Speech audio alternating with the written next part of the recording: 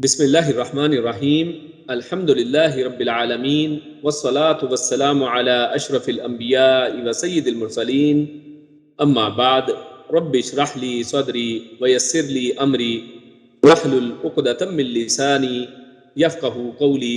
ربنا زدنا علما۔ آج ہم انشاءاللہ سورۃ النساء کی آیات 11 سے 11 نمبر سے 14 نمبر تک پڑھیں گے، اور ان آیات کے اندر اصل میں ایک ہی بڑا مضمون ہے، اور یہ مضمون وراثت کے حوالے سے ہے کہ وراثت کو کس طرح سے تقسیم کیا جائے۔ اللہ رب العزت نے اس کے احکامات کو دو بڑی ہی جو طویل آیتوں کے اندر بڑے کھول کے اچھے طریقے سے بیان کر دیا ہے، اور آج کے درس کو صرف اسی تک محدود رکھیں گے، اور انشاءاللہ بقیہ جو ہے وہ آگے اگلے درس میں انشاءاللہ پڑھیں گے۔ تو آج کا درس جس کا تعلق تقسیم وراثت سے ہے، تو اس حوالے سے چند بنیادی چیزیں وہ سمجھ لیجئے کہ یہ تقسیم وراثت اور جو وراثت انہیریٹنس، جو کوئی شخص کوئی فوت ہوتا ہے، مر جاتا ہے، تو اس کے بعد جو مال ترکہ، جو بھی جائیداد، ہر چیز جو بچتی ہے، اس کی تقسیم، یہ علم اصل میں بہت ہی زیادہ فضیلت والا اور بہت ہی ضروری علم ہے، اور شریعت اسلامیہ کے اندر اللہ رب العزت نے قرآن کریم کے اندر اس سورۃ النساء میں اس کو بڑی وضاحت کے ساتھ بیان کیا ہے، جس سے اس کی اہمیت کا اندازہ ہوتا ہے کہ اللہ رب العزت نے قرآن کریم میں اس حساس موضوع کو کھول کر بیان کر دیا ہے، اس کو اچھی طرح سے ذکر کر دیا ہے، تاکہ آج بہت سی جو برائیوں، لڑائی جھگڑوں، قتل و غارت، اور ایون لوگ ایک دوسرے سے بولنا ملنا جلنا چھوڑ دیتے ہیں اسی وراثت کی تقسیم کے حوالے سے، اس میں ایسی لڑائیاں شروع ہو جاتی ہیں۔ تو اللہ رب العزت نے اس فساد کو ختم کرنے کے لیے، اس دنیا کے اندر امن کو جاری کرنے کے لیے، اللہ رب العزت نے ان کی تقسیم خود اپنی طرف سے بیان کر دی ہے، یعنی اس کو انسانوں کی عقل کے اوپر نہیں چھوڑا ہے کہ انسان جیسا چاہے اپنی سمجھ بوجھ سے، اپنی عقل مندی سے اس کو تقسیم کرے، بلکہ اللہ رب العزت نے اس کی تقسیم کا حق جو ہے اپنے پاس رکھا ہے، اور اللہ رب العزت نے اس کے تمام پہلوؤں کو خود ہی بڑی وضاحت کے ساتھ بیان کر دیا ہے۔ یہ جو علم ہے تقسیم وراثت کا، تھوڑا ٹیپیکل قسم کا علم ہے، اور اس کو علم الفرائض بھی کہتے ہیں، فرائض کا علم، کیونکہ اللہ رب العزت نے اس علم کو اور اس کی تقسیم کو اللہ کے بتائے ہوئے طریقے کے مطابق تقسیم کرنے کو اللہ نے فرض قرار دیا ہے، اور امت کے اندر ہر ایک کو چاہیے کہ اس کو سمجھنے کی، اس کو سیکھنے کی کوشش کرے، لیکن اس علم کا درجہ جو ہے وہ فرض کفایہ کا ہے کہ امت میں سے اگر چند لوگ اس کو سیکھ لیتے ہیں تو باقی سب کے لیے یہ کفایت کر جاتا ہے، لیکن اگر امت میں سے کوئی بھی اس کو نہ سیکھے تو یہ سب کے لیے وبال کا باعث اور اللہ رب العزت کی پوچھ کا باعث بنے گا۔ اس لیے سب کو چاہیے کوشش کریں گھروں میں سے کچھ نہ کچھ چند لوگوں کو کم از کم ضرور اس کا علم ہو، تاکہ جب جائیداد کی تقسیم کا معاملہ آئے تو وہاں پر فساد اور لڑائی جھگڑے سے بچا جا سکے، اور لوگوں کو قرآن کریم کی طرف اور احادیث مبارکہ کی طرف، سنت مطہرہ کی طرف، شریعت اسلامیہ کی طرف لوگوں کی توجہ دلائی جا سکے اور اس کے مطابق تقسیم کیا جا سکے۔ ہمارے اس درس کے اندر ہم اس کی بہت زیادہ تفصیل میں تو نہیں جائیں گے، اور کیونکہ یہ فقہا اور علماء، بڑے علماء جو ہیں، ان سے اس کے بارے میں تفاصیل کو جاننا چاہیے، اس کو تفصیل کے ساتھ سیکھنے کی کوشش کرنی چاہیے، اور اس سلسلے میں اس درس کے بعد اپنے گروپ کے اندر میں ایک لنک بھی آپ کے ساتھ شیئر کروں گا کہ جہاں پر یہ علم فرائض جو ہے، وراثت کی تقسیم کا ایک مکمل اور تفصیلی جو ہے علم جو ہے وہ کچھ ویڈیوز کے اندر، ایک ہمارے پاکستان کے ایک معروف عالم دین ہے حافظ زبیر حافظہ اللہ، انہوں نے کچھ لیکچرز کی شکل میں اس سارے علم کو بڑی وضاحت کے ساتھ اس کو بیان کیا ہے، تو اس سے استفادہ کیا جا سکتا ہے۔ یہاں پر ہم صرف، کیونکہ اصل درس تفسیر کا درس ہے، کوئی فقہ کا درس نہیں ہے، اور اس حوالے سے جب بھی کبھی وراثت کی تقسیم کا معاملہ آئے تو کم از کم چند باتیں آپ کے ذہن و گمان میں ضرور ہونی چاہیے کہ ہم نے قرآن کریم کے اندر سے یہ کچھ چیزیں پڑھی تھی، اور اگر آپ اس کے اوپر عبور نہیں بھی رکھتے تو کم سے کم یہ پتا ہو کہ یہ ایک حساس موضوع ہے، اور اس حوالے سے اہل علم کے ساتھ رجوع کرنا چاہیے۔ جب بھی وراثت کا معاملہ آئے تو اس کو بالکل عام اور اس طرح نہیں سمجھنا چاہیے کہ جیسے مرضی تقسیم کر دیں، بلکہ اس کو اچھے طریقے سے علماء سے مشورہ کر کے، ان سے پوچھ کر، علماء کے سامنے اپنی پوری سچویشن رکھ کے اور حالات اور واقعات کو بتا کر اس کے مطابق تقسیم ان سے کروا لی جائے. اور اگر آپ خود بھی سمجھتے ہوں گے تو آپ کو یہ ساری تقسیم زیادہ بہتر طریقے سے انڈرسٹینڈنگ اس کی ہو جائے گی. تو اصل مقصد اس تفسیر کے درس کے اندر صرف اتنے ہی ہم ڈیپتھ کے اندر جائیں گے، بہت زیادہ ڈیپتھ کے اندر نہیں جائیں گے. تو شروع کرتے ہیں سب سے پہلی آیت سے. اعوذ باللہ من الشیطان الرجیم. اللہ فرماتا ہے یوصیکم اللہ، یوصیکم، یہ یوصیکم کا لفظ جو ہے یوصی یعنی وصیت سے ہے. انسان جیسے ایک دوسرے کو وصیت کرتا ہے، ایک دوسرے کو ایک چیز کے بارے میں، اور وصیت جو ہے وہ بڑی امپورٹنٹ ہوتی ہے، بڑی ضروری ہوتی ہے. اسی لیے یہ لفظ وصیت کا اللہ رب العزت نے یہاں پر لایا ہے کہ یہ بڑی تاکید کے ساتھ اللہ رب العزت بتاتے ہیں. اور اسی لیے علماء اس کا ترجمہ حکم کے ساتھ کرتے ہیں کہ اللہ رب العزت حکم دیتا ہے تمہیں، اللہ رب العزت بڑی تاکید کرتا ہے تمہیں، اللہ تمہیں وصیت کرتا ہے. یوسی اور کم جو ہے ہم اپنے جو عربی جو گرامر کے درس کے اندر ہم اس کو پڑھ آئے ہیں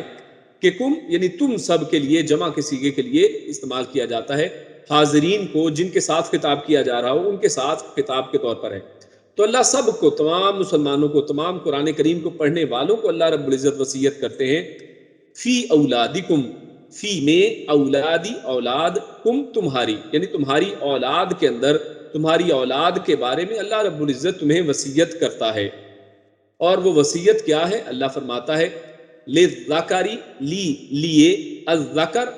ذکر جیسے ہم اردو میں لفظ استعمال کرتے ہیں مذکر اور مؤنث. مذکر ہم میل کے لیے یعنی جینڈر جو ہے میل جینڈر اس کے لیے استعمال کرتے ہیں، اور مؤنث ہم فیمیل کے لیے استعمال کرتے ہیں. تو یہی لفظ اللہ نے یہاں پر استعمال کیا ہے، عربی میں وہی لفظ ہے للذکری یعنی مردوں کے لیے، اور ایک مرد یہاں پر یعنی ذکر یہ نکرہ یعنی ایک مرد کے لیے ہے. مثلو برابر، حظی، حظ کہتے ہیں حصہ، حظن حصہ، حظ الانثیین، انثى نہیں، یین یعنی دو مؤنث، دو عورتیں، یعنی وہی جو لفظ مؤنث ہے وہی انثیین کی شکل میں یہاں پر آیا ہے.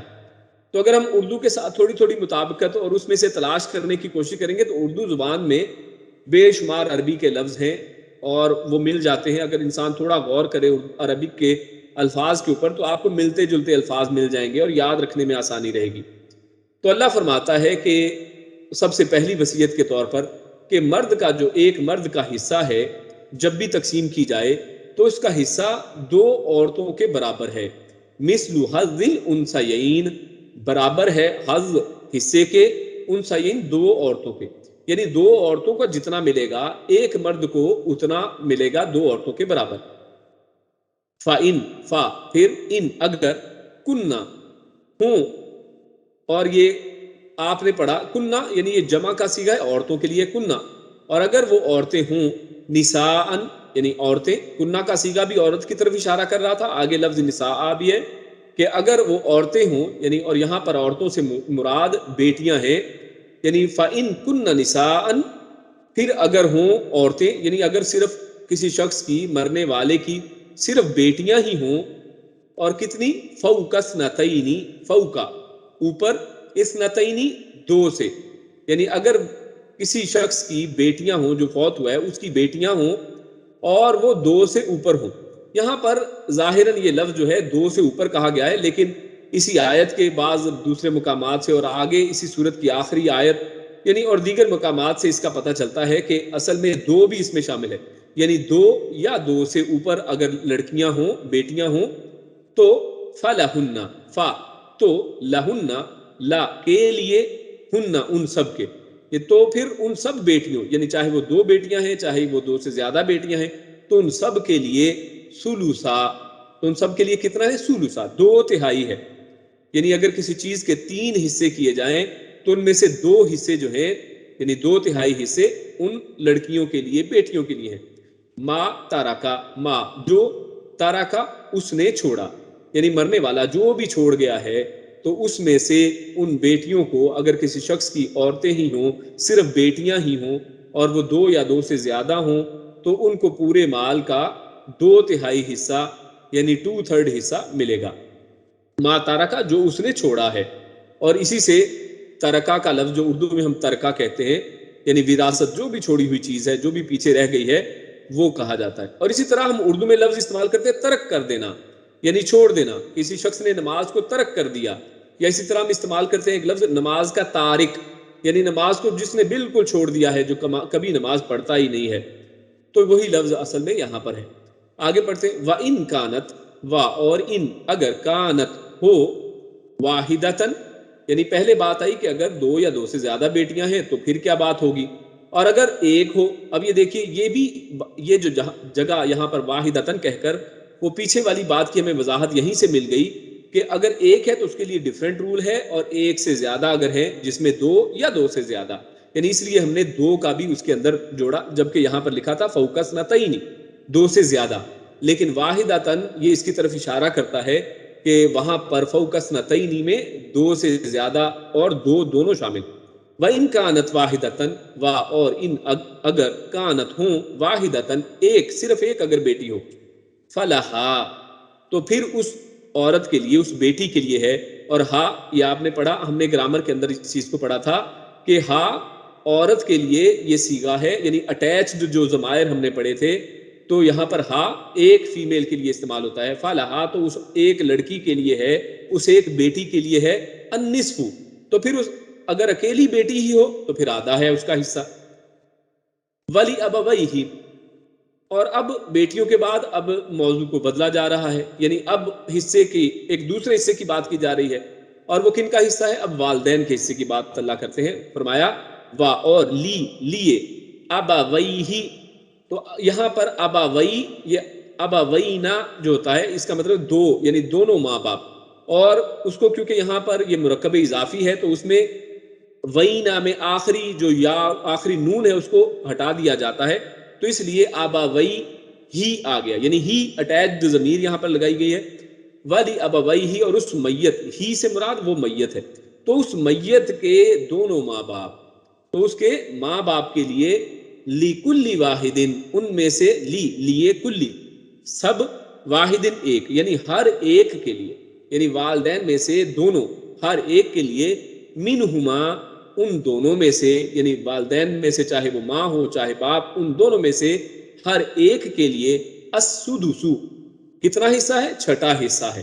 یعنی جو بھی بچا ہے اس میں سے چھٹا حصہ، یعنی 1/6، چھٹا حصہ سے مراد، یعنی اگر پوری اس کی جائیداد کے 6 حصے کر دیے جائیں تو اس کا چھٹا حصہ اس کو ملے گا، ان والدین کو ملے گا،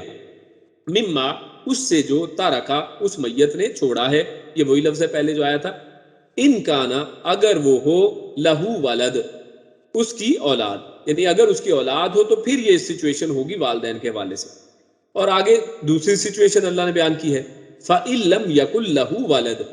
پس ان اگر لم نہ ہو، یکن ہو، اور اگر نہ ہو، فَإِن پھر اگر لم نہ یکن ہو، لہو ولدن یعنی اگر مرنے والے کا، لہو اس کے لیے، یعنی اس میت کے لیے، ولدن کوئی بھی اولاد اگر نہیں ہے، میت کی کوئی اولاد نہیں تھی، تو اگر ایسی سچویشن ہے، وَوَرِثَهُ اور وارثہ، اور اس کا ورثہ، یعنی اس کا چھوڑا ہوا مال اور اس کی وراثت، ابواہ تو وہ کن کی ہے؟ اس کے ماں باپ، یعنی اس کے وارث اگر صرف ماں باپ ہوں اور اس کی کوئی اولاد نہ ہو، وَوَرِثَهُ اور اس کے وارث بنتے ہوں، ابواہ اس کے ماں باپ، فَلِأُمِّهِ تو لیے، امی ماں، ہی اس کی، تو اس میت کی جو ماں ہے، الثلث تو اس کا حصہ کتنا ہوگا؟ وہ ثلث ہوگا، ثلث سے مراد یعنی 1/3 اس کا حصہ اس کو ملے گا۔ فَإِن كَانَ پھر ان اگر کانا ہو، لہو اس میت کے لیے، اخواتن، اب ایک نئی کنڈیشن اور ایک نئی سچویشن بتائی جا رہی ہے کہ اگر اس میت کے اخواتن بھائی ہوں یا بہنیں ہوں، یعنی اس کے بھائی بہن موجود ہیں، فَلِأُمِّهِ تو لیے امی تو اس کی ماں کے لیے، السدس یعنی پہلے بات کی گئی تھی کہ اگر اس کے کوئی اولاد نہیں ہے تو پھر اس کی جو اس کے ماں باپ ہیں ان کے، اور وہی صرف وارث بنتے ہو، تو اس کی ماں کا 3rd حصہ بتایا گیا۔ اور اب آگے نئی سچویشن میں اگر اس کے بہن بھائی موجود ہیں تو اس کی ماں کا پھر تیسرے حصے کی بجائے چھٹا حصہ ہو جائے گا، السدس یعنی چھٹا حصہ، من بعد وصیۃ، اور آگے اللہ رب العزت پھر آگے ان سب حصوں کی بات بتانے کے بعد فرماتے ہیں من بعدی، کہ یہ کب تقسیم کیا جائے گا؟ بعد میں، من سے، بعدی بعد میں، وصیۃ وصیت کے بعد، یعنی جو وہ شخص وصیت کر گیا ہے پہلے وصیت کے اندر سے جو کچھ بھی تھا وہ اس کو پورا کیا جائے گا۔ اگر اس شخص نے کہا کہ میری 1/3 جائیداد یا اتنا پیسہ یا اتنی جائیداد یا اتنا مال وہ فلاں جگہ پر فلاں رفاہی ادارے میں فی سبیل اللہ فلاں فلاں جگہ پر وصیت میں جو کچھ بھی اس نے بتایا ہے فلاں دوست کو کسی کو بھی اگر دیا جائے، من بعد وصیۃ یوسی، یعنی یوسی اس نے جو وصیت کی، بیہا ساتھ اس کے، او دینی یا پھر دین، دین کہتے ہیں قرض کو، یعنی یہ دو چیزیں وصیت اور دین، یعنی جو بھی اس نے دینا ہے، جو بھی اس نے قرض کسی سے لیا تھا اور اب اس کی ادائیگی اس کے اوپر لازم ہے، کیونکہ آپ کو معلوم ہے کہ جو قرض کی ادائیگی وہ بہت امپورٹنٹ ہے، اور اگر کسی شخص کے اوپر قرض ہو اور اس نے ادا نہ کیا ہو تو اس کی نماز جنازہ اللہ کے نبی نے نہیں پڑھائی ہے۔ تو اس لیے سب سے پہلی بات یہ کی گئی ہے کہ یہ سب جو اوپر تقسیم بتائی گئی ہے یہ اس وقت کی جائے گی جب اس کے لیے قرض جو ہے جتنا بھی تھا اس کے ذمے اس کو ادا کر دیا جائے، اور جو بھی وصیت اس شخص نے کی تھی اس وصیت کو اس میں سے ادا کر دیا جائے، تو جو اب بچے گا ترک، اسی لیے لفظ آپ نے اوپر غور کیا ہوگا تاریکا لکھا گیا تھا، یعنی جو ترک تارکا، یعنی جو بھی اس نے چھوڑا ہے، جو باقی بچا، اس سب کو دینے کے بعد جو بھی بچتا ہے تو پھر اس کے اندر سے پھر اس کے یہ حصے کیے جائیں گے، یعنی پہلے ہی حصے نہیں کرنے بلکہ پہلے یہ سارا کچھ دے دلا دیں گے، وصیت کے مطابق دے دیا، دین دے دیا، قرض ادا کر دیا، تو اب جو بچا ہے اب اس کے حصوں کا اوپر جو فارمولہ اللہ نے بتایا ہے اس کے مطابق کیا جائے گا۔ پھر آگے اللہ فرماتے ہیں آباؤکم، آباؤکم تمہارے آبا، یعنی تمہارے باپ دادا، تمہارے ماں باپ، و ابناؤکم اور تمہاری اولاد، لا تدرونا، لا نہیں، تدرونا تم ادراک رکھتے، تم نہیں جانتے، ایہم ان میں سے کون، اقرب زیادہ قریب ہے، لکم تمہارے لیے، نفعن نفع کے لحاظ سے، یعنی تم اس چیز کے بارے میں آگاہ نہیں ہو کہ تمہارے حوالے سے تمہارے ماں باپ میں، تمہاری اولاد میں کون تمہارے لیے زیادہ فائدہ مند ہے، یعنی کیونکہ انسان ان حکمتوں کو جانتا ہی نہیں ہے، اس لیے اللہ رب العزت نے خود یہ تمام جو ہیں حصے اور تقسیم اللہ نے وضاحت کر دی ہے کہ کس کو کتنا دینا چاہیے، کیونکہ انسان اس کے بارے میں بے خبر ہے، لا علم ہے، اسی لیے اللہ فرماتا ہے فریضۃً، تو یہ حصے مقرر کیے ہوئے ہیں، یعنی اللہ نے ان کو فرض کر دیا ہے، اللہ نے پہلے ہی ان کو مقرر کر دیا ہے، اللہ نے خود سے اس کی تقسیم کو کر دیا ہے، من اللہ، اللہ کی طرف سے، ان اللہ بے شک اللہ تعالی، کانا ہے، علیمن سب کچھ جاننے والا، علم والا، حکیمن بہت زیادہ حکمت والا، اور یہاں پر سب کچھ اور بہت زیادہ کا معنی ہم کیوں کر رہے ہیں؟ کیونکہ علیمن یہ اللہ رب العزت نے نکرہ یعنی جو ہے کامن ناؤن لایا ہے، اور حکیمن بھی کامن ناؤن ہے، اور کامن ناؤنز جو ہوتے ہیں یعنی اس میں نکرہ کامن ناؤنز اس کے اندر وسعت ہوتی ہے، یعنی اس کے اندر معنی کے اندر بہت بڑا پن آ جاتا ہے، تو اسی لیے علیمن یعنی بہت زیادہ جاننے والا، حکیمن بہت زیادہ حکمت والا ہے، تو یقیناً اللہ رب العزت نے اپنی حکمت کے ذریعے ہم پر یہ تمام جو ہے احکامات کو واضح کیا ہے۔ اب ان کو تھوڑا سا سمجھنے کی کوشش کرتے ہیں۔ تو یہاں پر سب سے پہلی بات جو شروع ہوئی، اللہ رب العزت نے وصیت کے ساتھ بات شروع کی ہے، تو یہاں سے اس آیت سے، یہ جو آیت نمبر 11 ہے، اللہ رب العزت نے سورۃ النساء کے اندر اب وراثت کے مسائل کو بیان کرنا شروع کیا ہے، اور حافظ ابن کثیر رحمہ اللہ لکھتے ہیں کہ یہ دونوں آیات، یہ اور اس سے اگلی والی، یعنی دونوں آیات سے مراد یعنی یہ آیت نمبر 11 اور نیکسٹ جو آیت آئے گی آیت نمبر 12، اور اسی طرح سورۃ النساء کی جو آخری آیت ہے، یہ علم وراثت میں اصول کی حیثیت رکھتے ہیں، یعنی یہ اصل میں بنیاد ہے، اصول یعنی کسی چیز کا جو جڑ ہے، یعنی یہ اصل میں جڑ ہے، یہ اصل میں وہ ماخذ اور منبع ہے، یہ اصل میں وہ سورس ہے کہ جہاں سے تمام طرح کے علم وراثت کے اوپر احکامات کو لیا گیا ہے، اور اسی کے اوپر غور و فکر کر کے علماء نے یہ علم وراثت کو پورے کے پورے کو سمجھا ہے، تو یہ تین آیتیں علم وراثت کو سمجھنے کے لیے اصل میں بنیاد کی حیثیت رکھتے ہیں۔ تو وراثت کے تفصیلی حصے ان تین آیات سے مستنبط کیے گئے ہیں، اور وراثت کے حصوں سے متعلقہ احادیث بھی انہی آیات کی تفسیر ہے، یعنی بے شمار جو اس کے اوپر تفصیل کے اوپر آیات ہیں وہ اصل میں انہی یعنی جو احادیث ہیں وہ اصل میں انہی آیات کی تفسیر ہے، کیونکہ قرآن کریم کی آیات کی تفسیر یا تو قرآن کریم کی دوسری آیت کرتی ہے، یا پھر نبی اکرم صلی اللہ علیہ وسلم کسی ایک آیت کو کھول کر بیان کرتے ہیں، اس کا بیان، اس کو وضاحت، اس کو بہترین طریقے سے جو اس کا اصل مقصد ہے اللہ کے پیارے رسول صلی اللہ علیہ وسلم نے بیان فرمایا ہے۔ تو ایک حدیث میں ہے کہ جب جابر بن عبداللہ رضی اللہ تعالی عنہ بیمار ہوئے تو رسول اللہ صلی اللہ علیہ وسلم اور ابو بکر صدیق رضی اللہ تعالی عنہ ان کی عیادت کے لیے تشریف لے گئے۔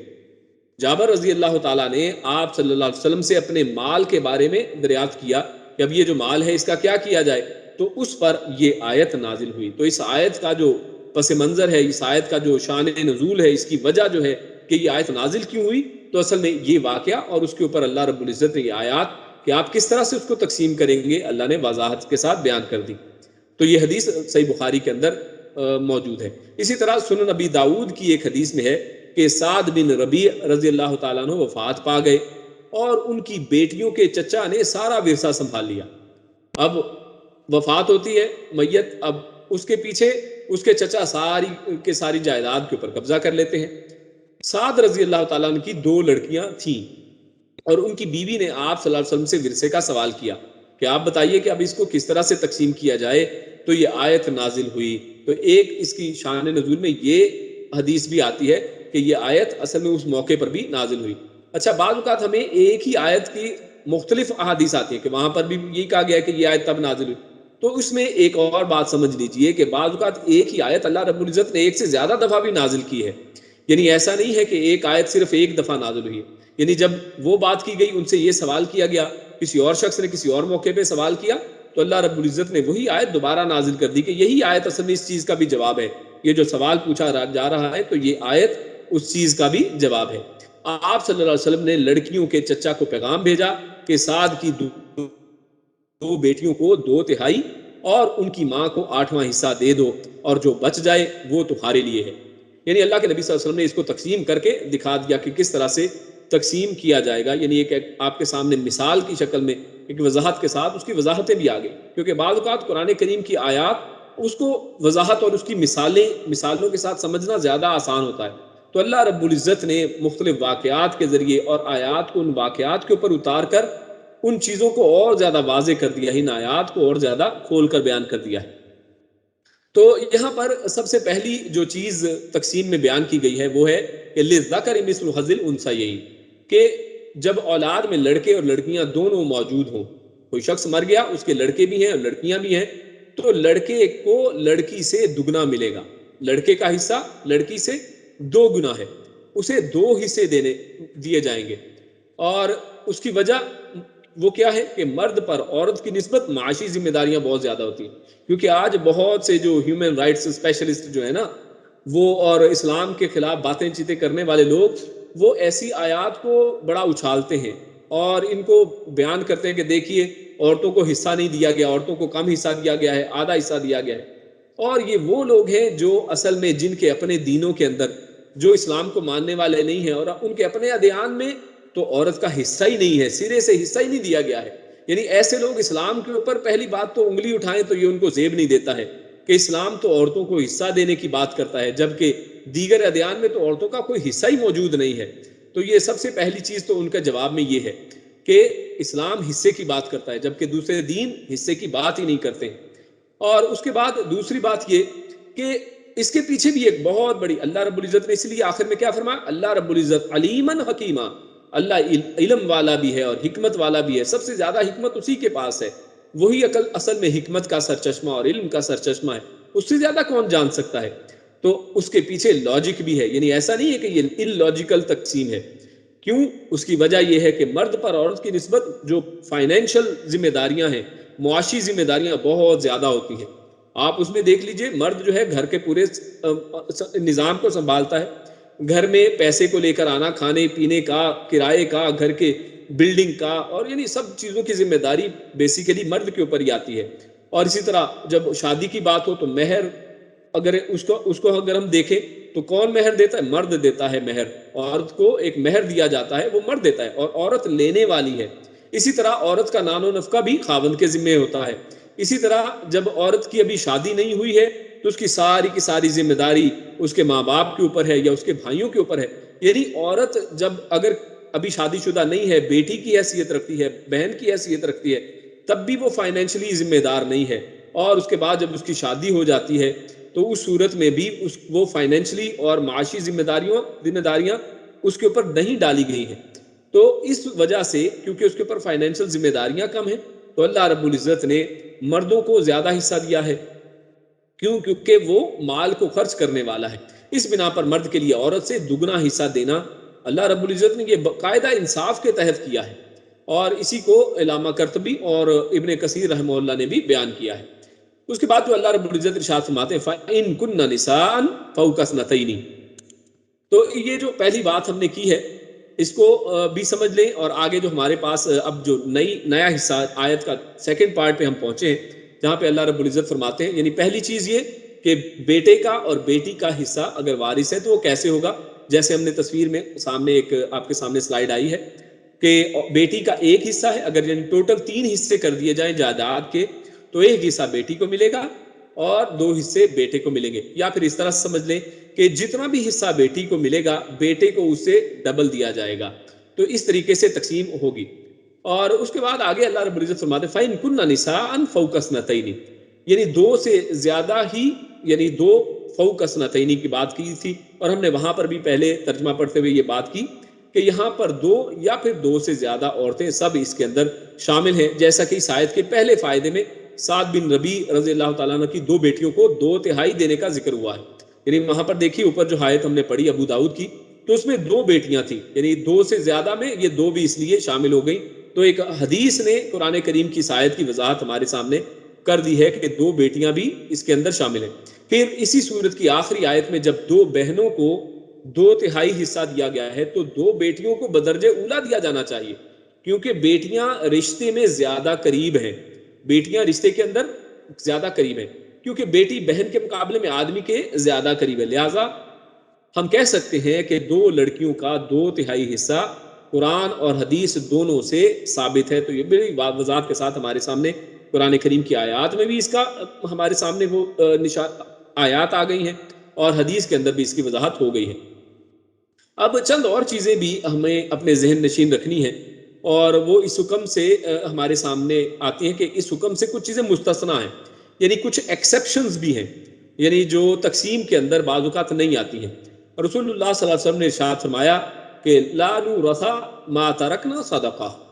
صحیح بخاری کی حدیث ہے، اللہ کے نبی فرماتے ہیں کہ ہمارا کوئی وارث نہیں ہے، یعنی انبیاء جو ہیں ان کا کوئی وارث نہیں ہوتا ہے، ہم جو چھوڑ جائیں وہ صدقہ ہے. یعنی نبیوں کی وراثت کو تقسیم نہیں کیا جاتا ہے. تو پہلی ایکسیپشن وراثت کی تقسیم میں انبیاء ہے کہ انبیاء کی وراثت کو تقسیم نہیں کیا جاتا ہے. جیسا کہ آج آپ جانتے ہیں کہ آج امت مسلمہ میں ایک بہت بڑا گروہ جو ہے وہ حضرت فاطمہ رضی اللہ تعالی عنہا کے حوالے سے ان کی جو وراثت ہے نبی اکرم صلی اللہ علیہ وسلم کی، ان کے حصے کی بات کرتا ہے، جبکہ پیارے رسول صلی اللہ علیہ وسلم نے خود بیان کیا ہے کہ انبیاء کی وراثت نہیں ہوا کرتی، وہ صدقہ ہے. لہٰذا آپ صلی اللہ علیہ وسلم کی میراث تقسیم نہیں ہوئی. دوسری چیز جو مستثنا ہے یا جو ایک ایکسیپشن ہے وراثت کی تقسیم کے حوالے سے، وہ بھی سمجھ لیں کہ جان بوجھ کر قتل کرنے والا اپنے مقتول کا وارث نہیں ہوگا. یعنی جس شخص نے قتل کیا ہے کسی شخص کو، یعنی ایک شخص اگر فرض کرے وارث بنتا ہے، یعنی فار ایگزامپل ایک اولاد بیٹا یا بیٹی اپنے والد کو قتل کر دیتی ہے، یا کسی بھی ایسے شخص کو کہ جس کے وہ وارث بن سکتی تھی لیکن اب اس نے اس کو قتل کر دیا ہے. اور آپ دیکھتے ہیں کہ ہمارے معاشرے میں تو بہت سے قتل کیے ہی اس لیے جاتے ہیں تاکہ میں اکیلا اس کا وارث بن جاؤں، اور یہ بندہ جو ہے اس کو راستے سے ہٹایا جائے، جلدی جلدی اس کی وراثت کے اوپر قبضہ کیا جائے. کون اتنا انتظار کرے گا کہ کب یہ شخص مرتا ہے؟ تو بہت سے قتل اس نیت سے ہوتے ہیں. تو یہاں پر بڑی وضاحت سے کے ساتھ شریعت کے اندر یہ بھی بات آتی ہے کہ جان بوجھ کر قتل کرنے والا اپنے مقتول کا وارث نہیں ہے. یہ حکم سنت سے ثابت ہے اور اس پر اجماع ہے. ابن ماجہ وغیرہ کی احادیث کے اندر اس کی وضاحت آتی ہے کہ یہ بالکل اجماعاً یہ بات ایسی ہے کہ مقتول کا وارث قاتل نہیں ہو سکتا ہے. اور اسی طرح تیسری جو چیز استثناء اور ایکسیپشنز میں سے ہمارے سامنے آتی ہے وہ یہ کہ اسامہ بن زید رضی اللہ تعالیٰ عنہ وہ راوی ہیں، وہ رسول اللہ صلی اللہ علیہ وسلم نے ارشاد فرمایا کہ کافر مسلمان کا وارث نہیں ہوتا اور نہ ہی مسلمان کافر کا وارث بنتا ہے. یعنی جب بھی وراثت کی تقسیم ہوگی تو اس میں یہ بھی چیز ذہن میں رکھی جائے گی کہ کافر مسلمان کا وارث نہیں ہو سکتا. یعنی اگر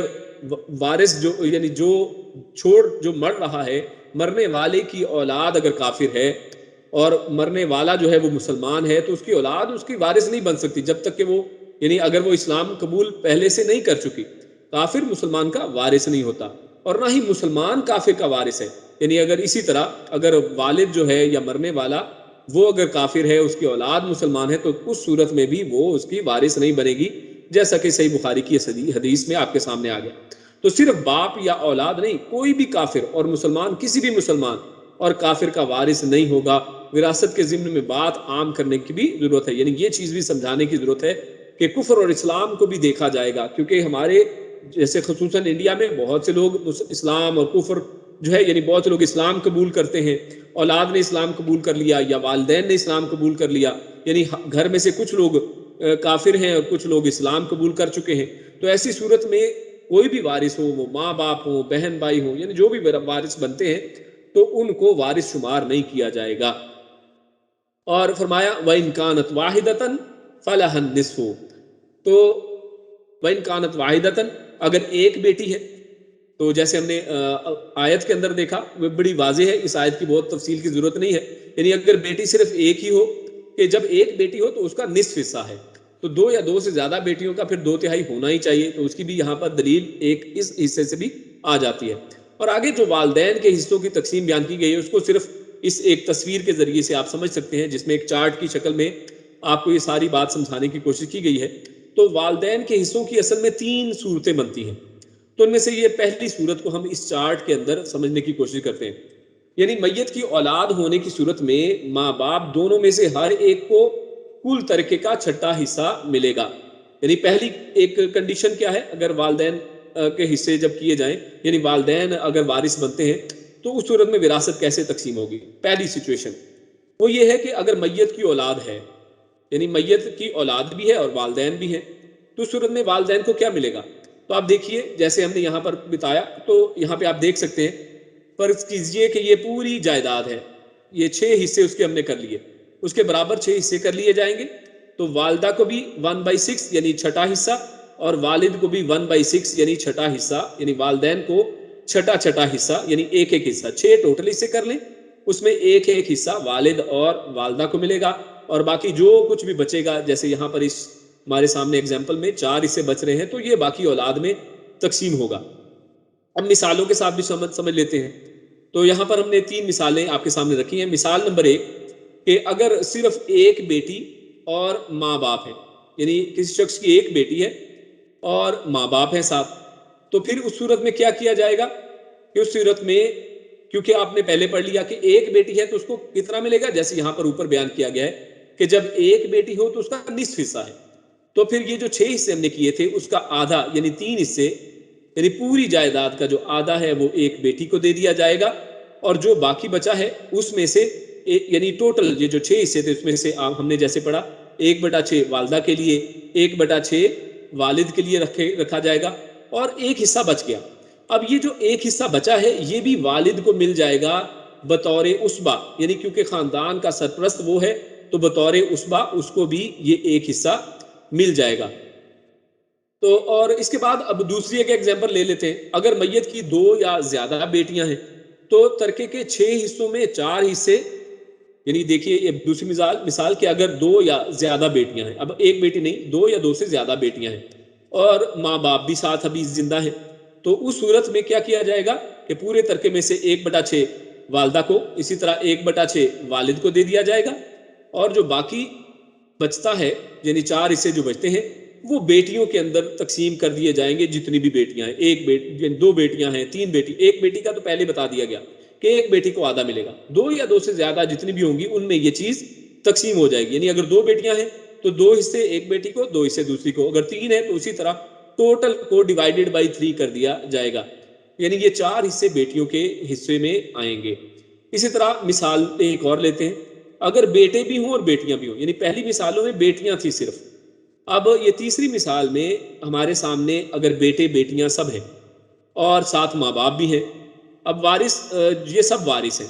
تو اس صورت میں کیا کریں گے, جیسے پہلے بیان ہوا کہ والدہ 1/6 حصہ لے گی, والد 1/6 یعنی 1/6 جو ہے پارٹ وہ اس کو ملے گا, 1/6 والدہ کو ملے گا, اور باقی یہ جو 4 حصے بچے ہیں ان کو جو بیٹے اور بیٹیوں میں تقسیم کا پہلے ہم نے اصول پڑھ لیا کہ بیٹے اور بیٹیوں میں کس طرح سے تقسیم ہوتا ہے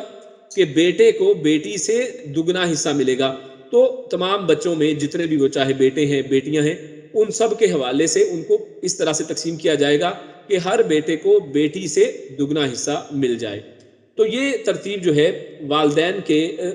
کے حوالے سے تقسیم کی جو پہلی صورت ہمارے سامنے آتی ہے وہ اس طرح سے ہے. اور اس کے بعد ہمارے پاس دوسری سچویشن آتی ہے فَإِن كَانَ لَهُ إِخْوَةٌ، بلکہ دوسری سچویشن یہ آتی ہے کہ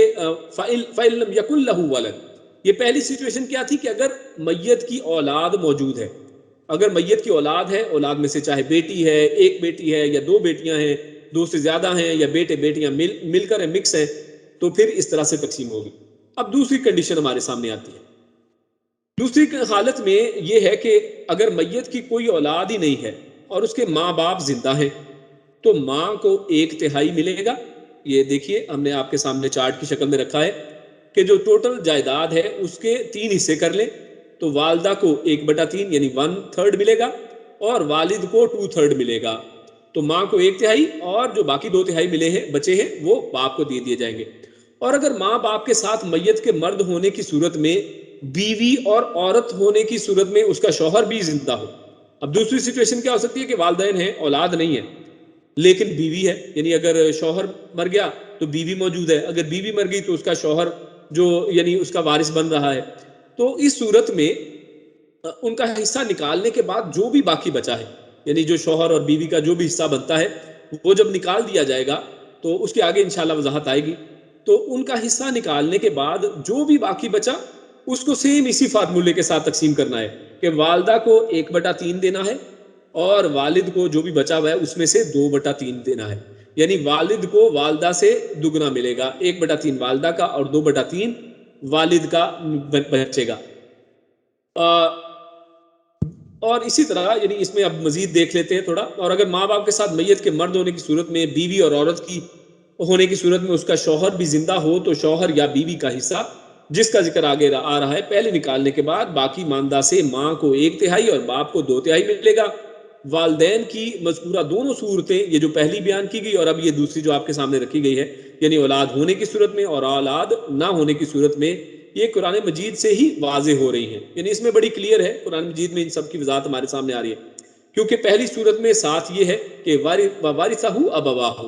کہ اس کے والدین یعنی اس کے جو وارث بن رہے ہیں اگر وہ والدین ہوں، یعنی اس کے وارث صرف ماں باپ ہوں، تو اس میں اولاد ہے ہی نہیں. اسی طرح بیوی اور خامند بھی اس سچویشن میں شامل نہیں ہے. لیکن یہ دوسری سچویشن بیوی یا خامند موجود ہونے کی صورت میں یہ ایک ڈیفرنٹ سچویشن بنے گی اور اس میں والدہ کو باقی کا ثلث اس لیے دیا جائے گا کہ عورت کا حصہ مرد سے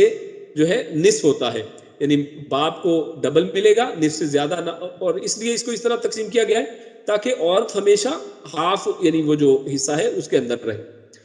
تو یہی اصل میں فقہا کا قول ہے. اور اسی طرح فقہائے سبع اور ائمہ اربع یعنی امام ابو حنیفہ، امام شافعی، امام احمد بن حنبل اور امام مالک، سب کا اور جمہور اہل علم وہ اسی طرح اس چیز کو دیکھتے ہیں. اس کے بعد اگلی سچویشن میں چلتے ہیں، یعنی والدین کے حصے کی جو تیسری ایک سچویشن ہمارے سامنے آ رہی ہے اس کو ہم اب دیکھتے ہیں. وہ یہ کہ ماں باپ کی تیسری حالت کا بیان، یعنی اگر میت کی کوئی اولاد نہیں ہے، ماں باپ کے علاوہ بھائی بھی ہیں، یعنی اولاد نہیں ہے اور لیکن اس کے کیا ہیں، اخوتن، اس کے بھائی ہیں. جیسے قرآن میں اللہ نے فرمایا فَإِن كَانَ لَهُ اخوتن، اگر اس کے بھائی بھی ہوں اور وہ بھائی چاہے ماں باپ دونوں سے یا صرف ماں سے ہوں، یعنی چاہے یعنی اس کے سگے بھائی ہیں یعنی ماں باپ سے ہیں، یا پھر صرف ماں سے ہیں یعنی باپ ان کا مختلف ہے لیکن ماں آپ کی ایک ہے،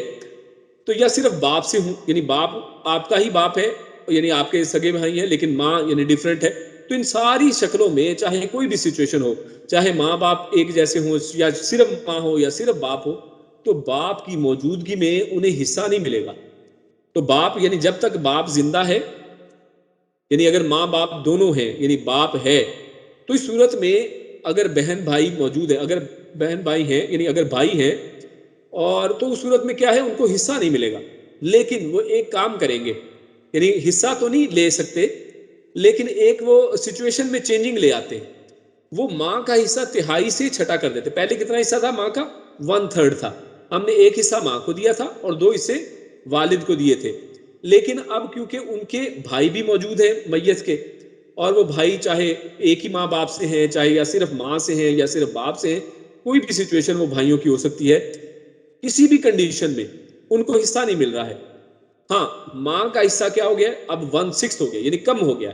ماں کا حصہ پہلے سے آدھا رہ گیا ہے، 1/6 ہو گیا۔ پہلے کیا تھا؟ 1/3 تھا، اب 1/6 ہو گیا ہے، یعنی ایک چھٹا کر دیا ہے انہوں نے۔ اور اگر ماں کے ساتھ سوائے باپ کے کوئی دوسرا وارث نہ ہو، یعنی اگر کوئی اور وارث ہے ہی نہیں، صرف ماں باپ ہی رہتے ہیں، یا پھر یہی جو بھائی تھے، تو بھائیوں نے اس کی صرف کنڈیشن چینج کی ہے، 1/6 کر دیا ہے، کوئی دوسرا وارث نہیں ہو، تو جتنا بھی باقی بچا ہے، یہ جیسے آپ کے سامنے آ رہا ہے، تو والدہ کا حصہ تو 1/6 ہی رہے گا، تو باقی کتنے؟ 5 حصے بچ گئے، ٹوٹل 6 حصوں میں سے 5 حصے بچ گئے، تو وہ پانچوں کے پانچوں حصے ان بھائیوں کی وجہ سے وہ والد کو مل جائیں گے۔ یعنی والد کو 5/6 ملا ہے، 5 حصے ملے ہیں، اور والدہ کو 1 حصہ ملا ہے۔ تو یہ بھی ہمارے سامنے اس طرح سے کلیئر ہو گیا۔ اور نوٹ اس میں ایک چیز کر لیں کہ اگر صرف ایک بھائی ہو تو وہ ماں کا تہائی سے چھٹا نہیں کر سکتا، یعنی اگر صرف ایک بھائی ہے تو پھر وہ یعنی چھٹا حصہ نہیں ماں کا ہوگا، پھر اور سچویشن رہے گی، یعنی ایک سے زیادہ ہو۔ اور یہ اس کی دلیل ہمارے پاس کیا ہے؟ یعنی کیوں صرف ایک بھائی کی شکل میں ایسا کام نہیں ہوگا، یعنی 1/3 کو 1/6 نہیں کریں گے ماں کے حصے کو؟ کیونکہ یہاں پر لفظ آپ دیکھیے قرآن میں اللہ نے اخواتن کا ہے، فَإِن كَانَ لَهُ اخواتن، اور اخواتن یہ جمع ہے، جمع کا صیغہ ہے، یعنی ایک سے زیادہ، اگر 2 یا 3 یا 4 کوئی بھی بھائی ہے، اگر ایک سے زیادہ ہیں، تو اس صورت میں وہ ماں کے حصے کو 1/3 سے 1/6 کر دیں گے۔ اور یہ جمہور علماء کے نزدیک 2 کو بھی شامل ہے، یعنی 2 بھی اس میں شامل ہے، 2 بھائی ہوں یا 2 سے زیادہ، جیسے ہم بہنوں کی شکل میں پیچھے پڑھ لیا۔ لہٰذا اگر صرف ایک بھائی ہو تو وہ ماں کا تہائی سے چھٹا نہیں کر سکتا۔ اس کے بعد اللہ رب العزت نے آگے یہ حصوں کی تقسیم یہاں پر بتا دی ہے، لیکن آگے اللہ نے فرمایا من بعد وصیت، یعنی میت کے مال میں سے سب سے پہلے کیا کرنا ہے آپ نے؟ کفن دفن پر صرف کیا جائے، یعنی اسی کے مال میں جو ترکہ بچا ہے، جو وراثت ہے، اس میں کفن دفن کا انتظام کر لیا جائے۔ پھر باقی ماندہ سے حسب مراتب، یعنی ایسا نہیں ہے کہ یہ کفن دفن کا انتظام جو ہے کسی کے سر پر ڈالا جائے، یعنی بعض اوقات ہمارے ملکوں میں یہ ہوتا ہے کہ جی کفن دفن کون کرے گا؟ یہ جی فلاں کے لوگ کریں گے، یہ جی فلاں لوگ کریں گے، یعنی لوگوں کا اس میں کوئی کام نہیں ہے۔ یہ اصل میں اس کی وراثت میں سے کیا جائے گا، اس کے بچے ہوئے اس کے جو مال میں سے کیا جائے گا، پھر باقی ماندہ سے حسب مراتب قرض ادا کیا جائے گا، یعنی جب یہ ہو جائے تو اس کے بعد قرض ادا کر دیا جائے۔ سب سے زیادہ ادا کرنے کا حقدار جو ہے اللہ تعالیٰ کا قرض ہی ہے۔ مثلا اگر زکوٰۃ، یعنی سب سے بڑا قرض کیا ہے؟ یعنی قرض کی ادائیگی میں بھی فوقیت کس کو دی جائے گی؟ یعنی اگر اس شخص کے اوپر زکوٰۃ ابھی تھی، ابھی اس نے دینی ہی تھی، ابھی اس کے اوپر زکوٰۃ فرض ہو چکی تھی، اور وہ زکوٰۃ کو اس نے کیلکولیٹ کر لیا تھا یا نہیں کیا تھا، لیکن ابھی دیا نہیں تھا، ابھی زکوٰۃ دینا باقی تھا، یا اسی طرح وہ صاحب نصاب تھا، حج کر سکتا تھا لیکن اس نے حج نہیں کیا تھا، حج اس کے ذمے تھا، تو سب سے پہلے اس مال میں سے یہ دونوں کام کر دیے جائیں، یعنی اللہ کا قرض جو ہے اس کو ادا کیا جائے، پھر دوسرے قرض ادا کیے جائیں، یعنی اگر کسی کا دینا ہے اس کو دے دیا جائے، پھر جو باقی بچتا ہے پھر مال کے تہائی حصے سے وصیت پوری کی جائے، یعنی جو وصیت کے لیے ہے وہ 1/3 ہے، 1/3 سے زیادہ اگر کسی شخص نے وصیت کی ہے تو وہ یعنی قابل قبول ہی نہیں ہے، یعنی اس کو پھر چینج کیا جائے گا، یعنی کسی میت کے لیے جائز نہیں ہے کہ 1/3 سے زیادہ لوگوں کے لیے وصیت کر جائے، تو اصل میں اس نے جو اس کی اولاد کا یا جو وارثوں کا حق ہے اس کو مارا ہے، تو اس لیے وصیت کو 1/3 وصیت میں دیا جائے اگر وصیت اس شخص نے کوئی کی ہے، اگر وصیت نہیں ہے تو اس کو وہ معاملہ ہی ختم ہو گیا، تو اس کے بعد وارثوں کے درمیان باقی ترکے کے حصے کیے جائیں گے، اور وہ اس کا فارمولا وہی رہے گا جیسے ہم پیچھے بیان کر دیا ہے۔ قرآن میں گو قرض کا ذکر، اب یہاں پہ دیکھیے قرآن کریم کی آیت میں پہلے اللہ رب العزت نے کیا کیا ہے؟ قرآن میں قرض کا ذکر وصیت کے بعد کیا ہے، پہلے کہا وصیت کو ادا کرنے، یہ دیکھیے جیسے یہاں پر ہمیں نظر آ رہا ہے اسکرین پہ، آخری لائن من بعد وصیت یوصی بها او دین،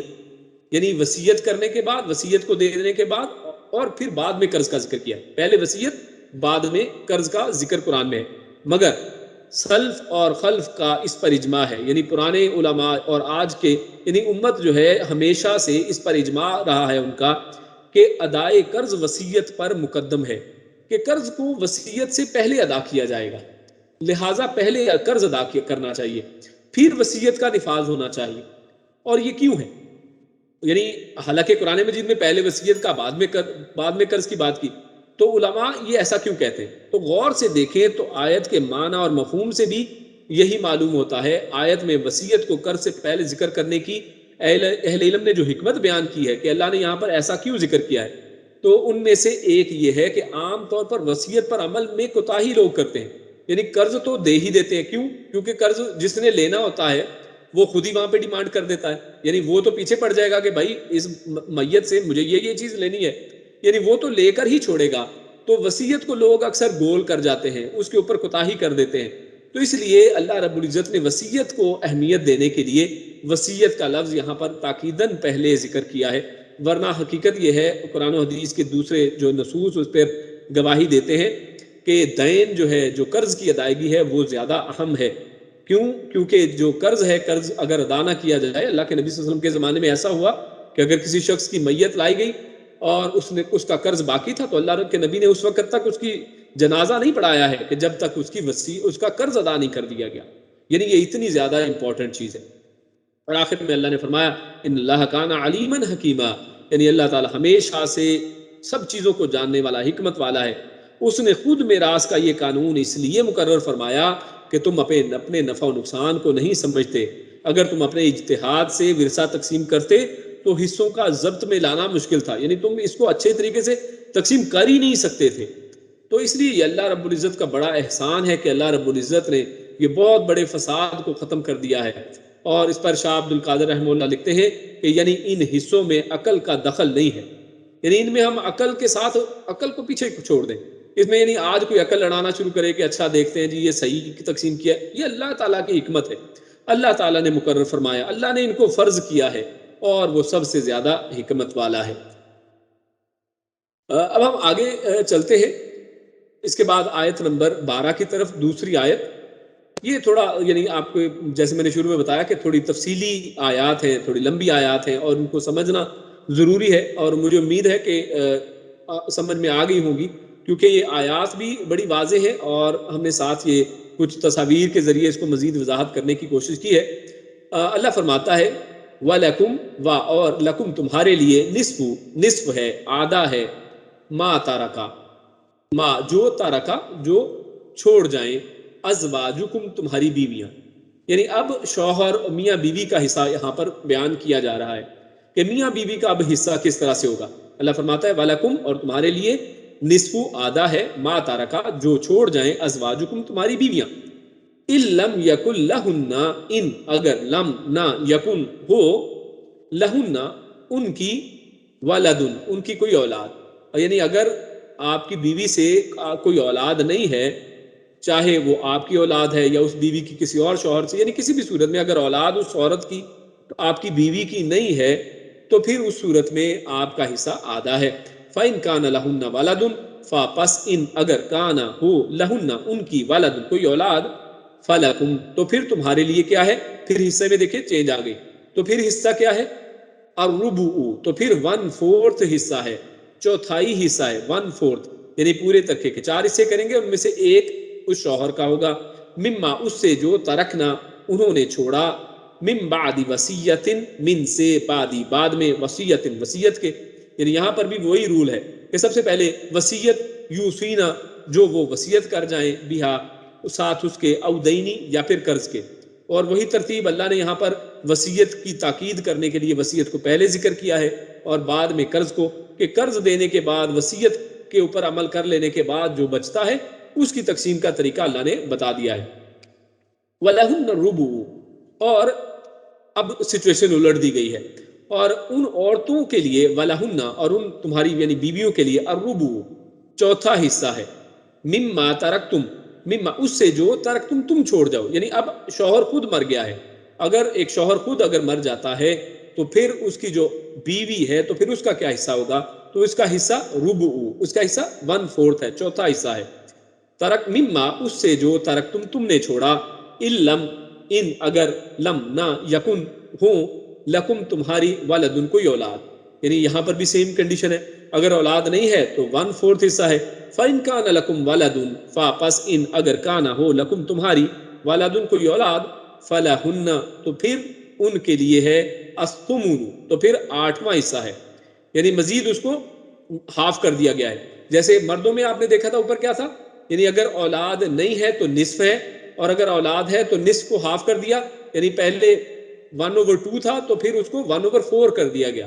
اور عورتوں میں یہی چیز تقسیم اور آگے چلی گئی ہے، یعنی اگر اولاد نہیں ہے تو 1/4 تھا، اور اگر اولاد ہے تو اب کیا کر دیا الثمن، تو پھر 1/8 کر دیا گیا ہے، 1/8 یعنی 8واں حصہ. فلہن الثمن، تو پھر 8واں حصہ ہے مما، اس سے جو ترک تم نے چھوڑا، من بعد وصیت، وہی بات یہاں پر دوبارہ ہے، من سے بعد میں وصیت، وصیت کے، توسونا جو تم وصیت کرو، بہا ساتھ اس کے، او دین یا پھر قرض کی ادائیگی کے بعد. وَإِن كَانَ رَجُلٌ، اب ایک سچویشن پھر چینج ہو گئی ہے، اور ان اگر کانا ہو رجل، ایک مرد، اب ایک آدمی ہے، یورث، جس کی وراثت تقسیم کی جا رہی ہے، یعنی آدمی مر گیا اس کی وراثت تقسیم کی جا رہی ہے، اور کلالتن، اور وہ آدمی کلالہ ہے، یعنی وہ شخص کلالہ ہے. اس کو ہم دیکھیں گے کہ کلالہ کس کو کہا جاتا ہے. تو اگر کوئی شخص مر گیا ہے اور وہ کلالہ ہے، امرأتن، یا ایسی ہے کوئی عورت، یا پھر اسی طرح عورت ہے کوئی، وَلَهُ أَخٌ، یعنی کوئی مرد ہے کوئی عورت ہے اور وہ کلالہ ہیں، تو اس شکل میں وہ پھر وراثت کو کیا تقسیم کس طرح سے کیا جائے گا. تو ایسی شکل میں لہو، اس کے لیے، اخن، اس کا بھائی ہے، یعنی اب کیا ہے، ان کا ایک بھائی ہے، او اختن، یا ایک بہن ہے. تو اصل میں کلالہ کو بھی سمجھ لیں کیونکہ اسی سے پھر معنی آپ کو آیت کا سمجھ آئے گا. تو اگر کوئی مرد یا عورت مر جاتا ہے اور اس کا نہ والد ہو اور نہ ہی اولاد، یعنی اس میں اب ایک چیز سمجھ لیجئے کہ میت جو ہے وہ ہم اس کو سمجھتے ہیں کہ وہ سینٹر میں ہے، اور کچھ رشتے انسان کے اوپر ہوتے ہیں، یعنی آپ کے ماں باپ، یعنی اوپر جو آپ سے پہلے تھے ماں باپ ہیں، اور اسی طرح ان کے یعنی آپ دادا ہیں پردادا ہیں، اور یعنی اوپر والی سائڈ کے جو رشتے ہیں. اور اس کے بعد وہ ہیں کچھ رشتے جو آپ کے نیچے ہیں، یعنی جو آپ سے چلے ہیں، جیسے بیٹے بیٹیاں پوتے پوتیاں، اور نیچے والی سائڈ، یعنی ایک رشتے اوپر ہیں ایک نیچے ہیں. اور کچھ رشتے جو ہیں انسان کے دائیں اور بائیں ہوتے ہیں، یعنی دائیں بائیں کے رشتے، یعنی جن کو حواشی بھی کہتے ہیں، یعنی جیسے حاشیہ سائڈوں پہ لگایا جاتا ہے. تو دائیں بائیں کون ہیں، بہن بھائی، یعنی جو اسی کے لیول کے ہیں، جو اسی کے لیول پہ رائٹ میں یا لیفٹ میں ہیں، یعنی بہنیں ہیں یا بھائی ہیں. تو یہ اصل میں رائٹ لیفٹ، یعنی رشتوں کو آپ اگر سمجھنا چاہیں، کچھ سینٹر میں ہو جائیں، کچھ آپ کے اوپر ہیں جیسے دادا دادی ماں باپ، اور کچھ نیچے ہیں جیسے اولاد، اور اسی طرح کچھ بہن بھائی ہیں جو رائٹ اور لیفٹ کے اوپر ہیں. تو اس انداز میں آپ سمجھ سکتے ہیں. تو اللہ فرماتا ہے کہ کلالہ کا جو لفظ ہم اس کو سمجھ رہے ہیں، تو اس کا نہ والد ہو نہ اولاد، یعنی نہ ہی اوپر کوئی ہے اور نہ ہی اس کے نیچے ہے، تو اس کو اصل میں کلالہ کہتے ہیں. یعنی جس کے اوپر نیچے کوئی نہ ہو، نہ ہی کوئی اولاد کی سائڈ پہ کوئی ہو، اور نہ ہی اوپر والی سائڈ میں کوئی بچا ہو، تو ایسا شخص کلالہ کہلاتا ہے. تو اس کے لیے اللہ فرماتے ہیں کہ اگر کوئی مرد ہے یا کوئی عورت ہے اور وہ کلالہ ہے اور اس کی وراثت تقسیم کی جا رہی ہے، تو پھر کیا ہوگا. تو اور اسی طرح بعض لوگ جو ہیں، بعض علماء، وہ میت کے وارثوں کو کلالہ کہتے ہیں. وہ کہتے ہیں یعنی ایسے وارث جن کے وہ وارث ہیں، تو ان کی سچویشن یہ ہے کہ نہ اوپر ہے کوئی نہ نیچے ہے، تو پھر وہ وارث بھی کلالہ کہلاتے ہیں. بہرحال جو بھی اس کا میننگ کیا جائے، تو اصل میں یہ اب آپ سمجھ گئے ہیں کہ کلالہ کیا چیز ہے. تو اگر کوئی کلالہ ہو اور اس کے کیا ہو، اس کے دائیں بائیں، یعنی کوئی والا ہو اخن، اور اس کا ایک بھائی ہو، او یا اختن، یا اس کی کوئی بہن ہو، تو فَلِكُلِّ وَاحِدٍ، لہذا لیے کلی سب، واحد ایک، منہما ان دونوں میں سے، تو ان دونوں میں سے ہر ایک کے لیے کیا ہے، السدس، چھٹا حصہ. یعنی اگر اوپر نیچے کوئی نہیں ہے، تو اگر بھائی اور بہن ہے تو ان میں ان کا کیا حصہ ہے، چھٹا حصہ ہے. فَإِن كَانُوا اکثر، پس ان اگر کانو وہ سب ہوں، اکثر زیادہ، یعنی پہلے کیا تھا، ایک بھائی ہے ایک بہن ہے، تو پھر چھٹا حصہ ہے. اور اگر وہ زیادہ ہیں، من ذالک، اس سے، فہم، یعنی تو پھر ایسی صورت میں ہم وہ سب، شرکاء، تو وہ سب شریک ہوں گے، فی الثلث، تو پھر 1/3 میں وہ سب شریک ہیں. یعنی پھر اس پوری جائیداد کا 1/3 کر لیا جائے گا، یعنی 3 حصے کر لیے جائیں گے، ان میں سے ایک جو حصہ ہے یعنی 1/3، اس میں وہ سب اس کے اندر شریک ہوں گے، یعنی اس میں سے سب کو دیا جائے گا. اب جتنے بھی وہ بہن بھائی ہیں، جتنے بھی بہن بھائی ہیں، ان سب کو، یعنی اس میت کے بہن اور میت کے بھائی جو ہیں، ان سب کو 1/3 میں سے تقسیم کیا جائے گا. کب، من بعد وصیت، وصیت کے بعد، یوصی بہا، جو وصیت کی جائے اس کی، او دین، یا پھر دین کے بعد، قرض کی ادا کرنے کے بعد، غیر مضارن،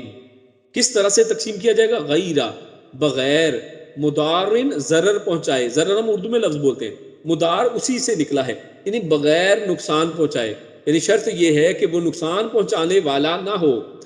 وصیۃ من اللہ، یہ وصیت ہے اللہ کی طرف سے، واللہ علیم حلیم، اور اللہ تعالیٰ علم والا اور حلم والا ہے، تحمل کرنے والا ہے، بہت برداشت والا ہے۔ تو اب اس آیت کو سمجھنے کی کوشش کرتے ہیں۔ تو سب سے پہلے اللہ رب العزت فرماتے ہیں وَلَكُمْ نِصْفُ مَا تَرَكَ أَزْوَاجُكُمْ۔ تو اب پہلی بات تو یہ کہ اس آیت کے اندر جو میاں بیوی ہے ان کے اب حصوں کی بات کی جا رہی ہے۔ اللہ تعالیٰ نے شوہروں کو خطاب کر کے فرمایا کہ اگر تمہاری بیویاں مال چھوڑ کر مرے تو پہلے کتاب شوہروں سے ہے کہ اگر تمہاری بیویاں مال چھوڑ کر مرے اور ان کی کوئی اولاد نہ ہو تو تمہیں آدھا مال ملے گا۔ اگر بیویاں ہیں، کوئی اولاد چھوڑ کر نہیں گئے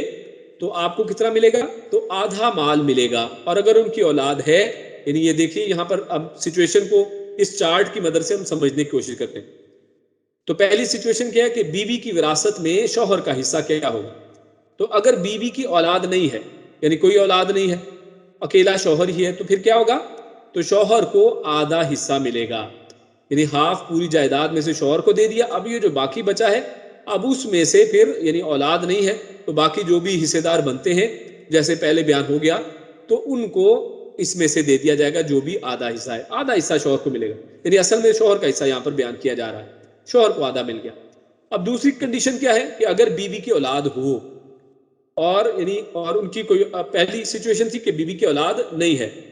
اگر ان کی اولاد ہے، ایک یا زائد بیٹے بیٹیاں یا پوتے پوتیاں یا پڑپوتے، یعنی اولاد کے اندر صرف بیٹے بیٹیاں نہیں ہیں بلکہ ان سے آگے جو نسل نیچے کی طرف چلتی ہے وہ سب اگر ان میں ہے، یعنی اگر وہ بیٹے بیٹیاں ہیں تو صرف بیٹے بیٹے، یعنی ایسا نہیں کہ بیٹے بیٹیوں کے ساتھ ساتھ پوتے پوتیوں کو بھی حصہ ملے گا، ایسی بات نہیں ہے، یعنی بات یہ ہے کہ بیٹے بیٹیوں کو حصہ ملے گا، اگر وہ نہیں ہے ان کے پوتے پوتیاں تو ان کو حصہ دے دیں گے، یعنی اس طریقے سے یہ ایک تقسیم ہے۔ تو اگر بیوی کی اولاد ہے، نیچے والی سائڈ میں بیٹیاں ہیں، بیٹے ہیں، ایک ہے، ایک سے زیادہ ہیں، اور خواہ تم میں سے یا کسی اور خاوند سے، یعنی اب وہ اولاد بھی چاہے آپ سے ہے، یعنی آپ کی بیوی کی وہ اولاد چاہے آپ سے ہے، یعنی آپ کی سگی اولاد ہے، یا پھر کسی اور سے، یا کسی اور خاوند سے، تو تمہیں چوتھا حصہ ملے گا۔ تو پھر اب کیا ہے، وہ ہاف کو اب مزید ڈیوائیڈ کر دیا گیا ہے، یعنی پہلے کیا تھا؟ آدھا حصہ تھا، اب کیونکہ اس کی اولاد ہے تو اب اس ہاف کو مزید ہاف کر دیا گیا ہے، تو 1/4 کر دیا گیا، اور 3 حصے بچے ہیں، تو ان 3 حصوں سے اس کی اولاد اور جو بھی ہے ان کے اندر تقسیم کر دیا جائے گا، اور اس اولاد کی تقسیم کا طریقہ ہم نے پچھلی آیت میں دیکھ لیا ہے۔ اور اس کے بعد شوہر کی وراثت میں بیوی کا حصہ، یعنی پہلی تو یہ ایک کنڈیشن تھی کہ جس کے اندر بیوی کی وراثت میں شوہر کا حصہ ہے۔ اب شوہر کی وراثت میں بیوی کا حصہ ہے تو وہ کس طرح سے ہوگا؟ تو وہ بھی تقریباً سملر سچویشن ہے، لیکن حصے آدھے ہو گئے ہیں، یعنی اگر تمہاری اولاد نہ ہو، تو اب یہ دیکھیے اگر تمہاری اولاد نہ ہو، ایک شخص مر جاتا ہے، اس کی اولاد نہیں ہے، تو بیوی کو 1/4 ملے گا، اور باقی سارا حصہ جو ہے وہ باقی اگر جو بھی ہے ان کے اندر تقسیم کیا جائے گا، ماں باپ ہیں یا اور اگر تمہاری اولاد ہو اسی کنڈیشن میں جیسے بیوی کی اولاد ہے، اگر اب تمہاری اولاد ہے اور اسی سچویشن میں تمہاری اولاد ہے، تمہاری سگی اولاد ہے، تو پھر کیا ہوگا؟ تو اپنے بیٹے بیٹیاں پوتے پوتیاں جو بھی ہیں، اگر کوئی اولاد ہے تو پھر بیوی کا حصہ اپنے پہلے اصل حصے سے آدھا ہو جائے گا، یعنی اب اس کا حصہ 1/8 رہ گیا اولاد کی شکل میں، 1/8 حصہ، اور باقی 7 حصے جو ہیں ان کو بیٹے بیٹیوں میں، ان میں باقیوں میں تقسیم کر دیا جائے گا جیسے حصے پہلے بیان کر دیے گئے ہیں، یا جس طرح آگے اسی سورت کی آخری حصے میں، آخری آیت میں آئے گا۔ تو یہاں پر ایک نوٹ کرنے کی بات صرف یہ ہے کہ پھر بیوی ایک ہو یا زیادہ، سب چوتھائی یا 8ویں حصے میں شریک ہوں گی، یعنی یہاں پر ایک بیوی لکھا ہوا ہے، لیکن اگر ایک سے زیادہ بیویاں بھی ہوں تو 1/4 جو ہے اسی میں وہ حصے دار ہوں گی، یعنی اگر 2 بیویاں ہیں تو 1/4 کا پھر آدھا آدھا دونوں میں دے دیا جائے گا، اگر 4 بیویاں ہیں تو یہ جو 1/4 ہے اسی کو چاروں میں تقسیم کیا جائے گا، اور یہی کنڈیشن یہاں پر 1/8 میں بھی ہمارے سامنے رہے گی۔ تو یہ اصل میں پہلی سچویشن جو اس آیت میں اللہ نے بیان کی کہ بیویوں کی وراثت میں شوہر کا حصہ اور شوہر کی وراثت میں بیوی کا حصہ کس طرح سے ہوگا، یہ ہم نے یہاں پر دیکھ لیا۔ اب اس کے بعد ہمارے سامنے یہ کلالہ کی بات آتی ہے تو کلالہ کے اندر ہمارے سامنے کس طرح سے سچویشن آتی ہے کہ کلالہ ہم نے سمجھ لیا کہ کلالہ کیا ہے کہ اگر میت کے نہ والدین ہوں نہ ہی اولاد ہو تو ایسی میت کو کلالہ کہتے ہیں، یا پھر انہی کو یعنی جو بہن بھائی ہیں یا جو وارث ہیں ان کو کلالہ، کوئی بھی سچویشن ہو۔ اگر اس کے اور یہ جو بھائی بہن ہیں اب ان کو دیکھ لیتے ہیں، قرآن مجید میں اللہ رب العزت نے فرمایا وَلَهُ أَخٌ أَوْ أُخْتٌ، کہ اگر اس کے بھائی ہوں یا بہنیں ہوں، تو یہ جو بھائی اور بہنیں ہیں ان کی مختلف سچویشن ہو سکتی ہیں۔ تو یہ تین طریقے کے ہوتے ہیں۔ سب سے پہلی سچویشن ہے جن کو عینی کہتے ہیں، عینی یعنی بہن بھائی۔ تو عینی کون ہے؟ یعنی جن کے ماں باپ ایک ہیں، یعنی آپ کے سگے بہن بھائی، تو یہ عینی ہے۔ دوسرے نمبر پہ وہ بہن بھائی ہوتے ہیں جن کو اللاتی کہتے ہیں، یعنی جن کا باپ تو ایک ہوتا ہے لیکن مائیں مختلف ہیں۔ باپ ایک ہے اور مائیں مختلف ہیں، یعنی ایک باپ اس نے 2 شادیاں کی ہیں، تو جو دوسری بیوی سے اس کی اولاد ہے یہ ان کے بھائی لگتے ہیں لیکن سگے بھائی نہیں ہے، تو یہ اللاتی کہلاتے ہیں۔ اور تیسرے وہ ہیں اخیافی جن کو کہتے ہیں، یعنی جن کی ماں ایک ہو اور باپ مختلف ہو، یعنی ماں کی پہلی شادی سے بھی کچھ اولاد ہے اور ماں کی دوسری شادی سے بھی کچھ اولاد ہے، تو پہلی شادی سے جو اس کی اولاد ہے اور یہ جو دوسری شادی والی اولاد ہے یہ آپس میں اخیافی بہن بھائی ہیں۔ تو یہاں بالاتفاق اخیافی بہن بھائی مراد ہے، یعنی اس آیت میں جو کلالہ میں یہ جو بات کی جا رہی ہے یہ اخیافی بہن بھائیوں کی بات کی جا رہی ہے، یعنی جن کی ماں ایک ہے باپ مختلف ہے۔ تو یہ ایک دوسری قرت کے اندر بھی اس کی مزید وضاحت ہو جاتی ہے۔ تو 4 اخیافی بھائی جو ہیں 4 احکام میں دوسرے وارثوں سے مختلف ہوتے ہیں، یعنی دوسرے وارثوں سے ان کی کنڈیشن سچویشن تھوڑی مختلف ہوتی ہے، 4 احکامات اس میں آتے ہیں، دیکھ لیتے ہیں۔ پہلی چیز یہ کہ یہ صرف ماں کی جہت سے ورثہ لیتے ہیں، یعنی ان کو ورثہ صرف اس وقت ملے گا جو ماں کی سائڈ سے ان کو ورثہ ملے گا۔ جیسے یہ ہمارے سامنے یہ سچویشن ہے تو یہ ماں کی سائڈ سے ہے، یعنی ماں ایک ہے اور والد مختلف ہے، اور ان کو صرف ماں والی سائڈ سے حصہ مل رہا ہے اگر ماں فوت ہو جائے۔ اور دوسری کنڈیشن یہ ہے کہ ان میں سے مرد اور عورت کو برابر حصہ دیا جاتا ہے، یعنی ان میں وہ سچویشن نہیں ہوگی کہ لڑکی کا حصہ بھائی سے یا بہن کا یا لڑکی کا حصہ لڑکے سے آدھا ہو یا بھائی کا حصہ بہن سے دگنا ہو، تو یہ اس میں کنڈیشن نہیں ہوتی ہے، بلکہ ان میں سب کا بہن بھائیوں کا حصہ آپس میں برابر ہوتا ہے۔ تو اس میں سب مساوی حصے دار بنتے ہیں۔ تیسری بات یہ ان کے حوالے سے سمجھنے والی کہ ان کو صرف میت کے کلالہ ہونے کی صورت میں حصہ ملتا ہے، کہ صرف کلالہ ہونے کی صورت میں حصہ ہے، یعنی اگر میت کے والدین نہیں ہیں تبھی یہ جو بہن بھائی ہیں میت کے ان کو کوئی حصہ ملے گا، ورنہ بہن بھائیوں کا حصہ میت سے نہیں ہوتا ہے، کلالہ کی صورت میں صرف مل سکتا ہے۔ چوتھی بات یہ کہ خواہ کتنے ہی یہ بہن بھائی ہوں، جتنے مرضی ہو، تعداد کو کوئی مسئلہ نہیں، ان کا حصہ ثلث سے زیادہ نہیں ہوتا، یعنی ان سب کو 1/3 سے زیادہ نہیں دیا جاتا۔ اور جیسے آپ کے سامنے یہ ہمارے سامنے یہ تصویر میں آپ کو چارٹ میں نظر آ رہا ہے کہ اگر پوری جائیداد ہے تو اخیافی جو بھی بہن بھائی ہیں ان سب کو جائیداد میں 3 حصے کر دیے جائیں گے، اور ان میں سے یہ جو 1/3 ہے صرف ایک حصہ 3 میں سے، اس میں سے سب کو ملے گا، چاہے وہ 10 ہیں 15 ہیں 20 ہیں 3 ہیں 1 2 3 جتنے بھی ہوں، وہ سب اخیافی بہن بھائیوں کو کلالے کی صورت میں حصہ ملے گا، اور کتنا 1/3، اس سے زیادہ نہیں دیا جا سکتا ہے۔ مثلا ایک میت کا شوہر جو ہے وہ شوہر ہے، ایک میت ہے اور اس کا شوہر ہے، یعنی ایک عورت فوت ہو گئی اور اس کا شوہر ہے، اس کی ماں ہے، یعنی اب مثال دیکھ لیتے ہیں، ایک میت ہے اس کا یعنی ایک بیوی ہے، بیوی فوت ہو گئی، شوہر موجود ہے، اس کی ماں جو ہے، اور اسی طرح 2 اخیافی بھائی اور 2 عینی بھائی ہیں، ٹھیک ہے، تو اس طرح سے تو پھر کیا سچویشن ہوگی؟ تو اس میں کیا ہے دیکھیے، اخیافی بہن بھائی 1/3 میں آئے ہیں، تو 1/3 میں ان کو برابر برابر حصہ سب کو دے دیا جائے گا۔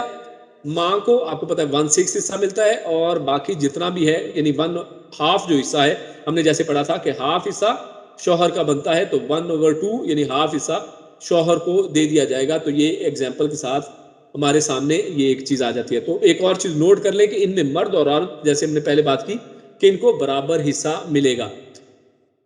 تو اس حوالے سے عمر رضی اللہ تعالیٰ عنہ نے ایک مقدمے میں یہی فیصلہ کیا تھا۔ صحابہ میں سے عثمان ابن مسعود رضی اللہ تعالیٰ عنہ، عثمان رضی اللہ تعالیٰ عنہ، ابن عباس رضی اللہ تعالیٰ عنہما، اور زید بن ثابت رضی اللہ تعالیٰ عنہ، اور ائمہ میں سے امام مالک، امام شافعی کا یہی مسلک ہے کہ ان کو اسی طریقے سے تقسیم کیا جائے گا جیسے آپ کے سامنے رکھا گیا۔ البتہ علی رضی اللہ تعالیٰ عنہ خیافی بھائیوں کو دیگر سگے بھائیوں یعنی دوسرے جو سگے بھائی ہیں ان کے عصبہ ہونے کی وجہ سے محروم قرار دیتے ہیں. وہ کہتے ہیں کیونکہ یہ عصبہ ہیں تو اس وجہ سے ان کو حصہ نہیں ملے گا. امام شوکانی رحمہ اللہ نے اس دوسرے مسئلے کو ترجیح دیا ہے. تو اینی ویز یہ آپ کے سامنے ساری سچویشن رکھ دی گئی ہے. تو فہم شرکاء فی الثلث، تو ایک سے زیادہ ہوں تو مرد ہو یا عورتیں یا مرد اور عورتیں ملے ہوئے ہوں، سب میں تیسرا حصہ برابر تقسیم کیا جائے گا. جیسے میں نے پہلے بتا دیا کہ خیافی ہوں یا پھر عینی تو سب کو ملا کے تیسرے حصے میں سے برابر تقسیم کر دیا جائے گا. یعنی یہاں مرد کو عورت پر فضیلت نہیں ہوگی، جیسا کہ آیت میں شرکاء فی الثلث اللہ نے واضح کر دیا کہ یہ شریک ہے ثلث کے اندر. اور عمر رضی اللہ تعالیٰ عنہ نے بھی اسی کے مطابق فیصلہ فرمایا تھا. اور ظاہر ہے کہ ایسا فیصلہ محض اجتہاد سے نہیں کیا جا سکتا، کیونکہ اللہ نے خود قرآن کریم میں کہا ہے کہ یہ میں نے آپ کے سامنے فرض کر دیے، یہ وضاحت کر دی ہے. تو اس لیے یعنی اس سے یہی ہم لیتے ہیں کہ ان کا اجتہاد نہیں تھا، بلکہ قرآن کریم میں سے یہی معنی صحابہ کرام بھی مستنبط کرتے ہیں. تو آگے جو آخر میں اللہ نے فرمایا غیر مضار، تو یہ حال ہونے کی بنا پر منصوب ہے اور اس کا تعلق وصیت اور قرض دونوں سے ہے. یعنی کہ وہ نقصان پہنچانے والے نہ ہوں، یعنی اس کا تعلق جو وصیت اور قرض دونوں سے ہے. یعنی وصیت سے بھی کہ وہ کسی کو نقصان نہ پہنچے اور اس طرح قرض والے کو بھی نقصان نہ پہنچے. یعنی ایسا نہ ہو کہ سارا کچھ وصیت میں دے دیا اور اب قرض والے کو دینے کے لیے پیسہ نہیں ہے. تو یعنی کسی کو نقصان نہیں پہنچایا جائے. وصیت میں نقصان پہنچانا ایک تو یہ ہے کہ تہائی مال سے زیادہ وصیت کرے. یعنی وصیت میں نقصان اس نے کس طرح پہنچایا ہے کہ میت ایک تہائی سے زیادہ وصیت کر جاتی ہے. تو اس صورت میں تہائی سے زیادہ وصیت کو نافذ نہیں کیا جائے گا، بلکہ اس کی وصیت کو چینج کر کے ٹھیک کر دیا جائے گا. دوسری صورت یہ ہے کہ کسی وارث کو مزید رعایت سے زیادہ مال نہ دلوایا جائے. یعنی یہاں پر نقصان پہنچانے سے مراد یہ بھی لیا گیا ہے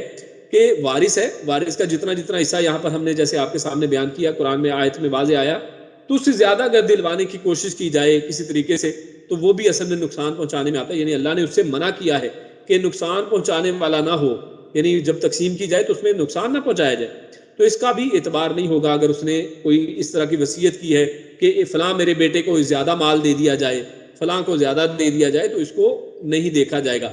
الا یہ کہ تمام وارث برضا اور رغبت اسے قبول کر لیں. ہاں صرف ایک کنڈیشن ہے کہ اگر سب کہتے ہیں کہ ٹھیک ہے ہمارے اس بہن کو، بھائی کو، فلاں کو زیادہ دے دیں تو پھر اور بات ہے. قرض میں نقصان پہنچانا یہ ہے کہ محض وارثوں کا حق تلف کرنے کے لیے مرنے والا اپنے ذمے کسی ایسے قرض کا اقرار کرے جو حقیقت میں اس کے ذمے نہ ہو. یعنی وہ چاہتا ہے کہ جی میں اپنی اولاد کے کو نہیں دینا چاہتا، اولاد میری نہ نافرمان ہے، میں ان کے ذمے نہیں، تو وہ ایک جھوٹا میں لکھ جاتا ہے کہ فلاں شخص سے میں نے اتنے پیسے لیے، فلاں کو دے دو، حالانکہ اس سے پیسہ نہیں لیا ہے. تو یہ بھی اصل میں اس طریقے سے نقصان پہنچانے کے ذمے میں آتا ہے. ابن عباس رضی اللہ تعالیٰ عنہ فرماتے ہیں کہ وصیت میں نقصان پہنچانا کبیرہ گناہ ہے، لہٰذا اس سے بچنے کی کوشش کرنی چاہیے.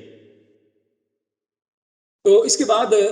یہ آیات، دو آیتوں میں بڑی وضاحت سے اللہ رب العزت نے یہ حصوں کو بیان کر دیا ہے، اور آخر میں آیت نمبر یہ جو 13 اور 14 ہے، اس میں اللہ رب العزت نے اب ان کے اوپر یعنی اس کی اہمیت کو واضح کرنے کی کیا ہے. ان دو آیتوں کے اندر اللہ فرماتا ہے تلک حدود اللہ،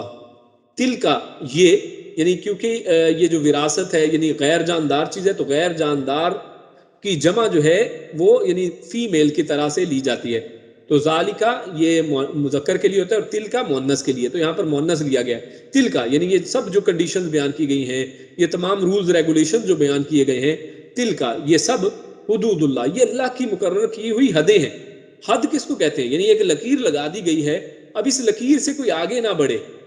یہ لکیر ہے اور اس لکیر کو پھلانگنا جو ہے وہ گناہ ہے. اللہ فرماتے ہیں یہ اللہ کی حدیں ہیں. وَمَن يُطِعِ اللَّهَ و اور من جو یُطِعِ اللَّهَ جو اطاعت کرے گا اللہ کی،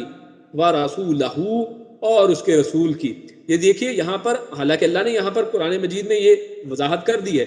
لیکن اس کے بعض حصوں کی وضاحت اللہ کے نبی نے اپنی حدیثوں کے ذریعے سے کی ہے. اس لیے ساتھ اللہ نے اپنی اطاعت کے ساتھ رسول کی اطاعت کو بھی یہاں پر جوڑ دیا ہے کہ صرف ایسا نہیں ہے کہ کوئی کہے کہ جناب قرآن میں آئے گی تو ہم مانیں گے، رسول صلی اللہ علیہ وسلم جو فرماتے ہیں ہمیں ان کے قول کی ضرورت نہیں ہے. تو میرے بھائی اللہ رب العزت نے خود قرآن کریم میں اللہ اور اس کے رسول کی اطاعت کا حکم دیا ہے.